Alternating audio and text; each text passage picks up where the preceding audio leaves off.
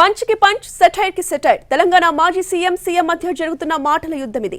పాలిచ్చే బర్రెను అమ్మి దున్నపోతును తెచ్చుకున్నారంటూ కాంగ్రెస్ పై నిన్న సెటైర్లు వేశారు కేసీఆర్. మీకేం కోపం వచ్చిందో, ఏం భ్రమల పడ్డారో, పాలిచ్చే బర్రెను ఆయన అమ్మేసి దున్నపోతును తెచ్చుకున్నారు. ఇక తర్వాత ఏం నడుతుందో 3వ నెల మీరు కళ్ళారా చూస్తున్నారు.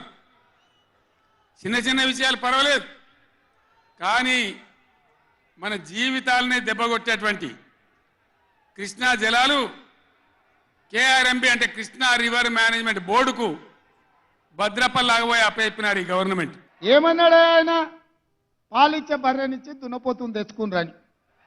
ఇవాళ శాసనసభల అటెండర్ కానీ ఎదురుపడ్డాడు. సార్ మీరు ఒక్క మాట చెప్పాలి, ఇవాళ సాయంత్రం ఎల్బీ స్టేడియం పోతురు కదా అని.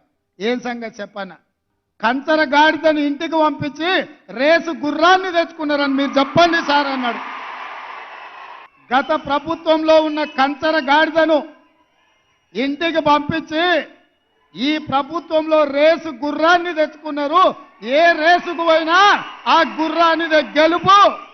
ఆ కంచర గాడిదకు మళ్ళా అధికారం అనేది కలలో మాట అన్న సంగతి మీరు చెప్పాలి సార్. మీరు చెప్తే నేను ఇంటా.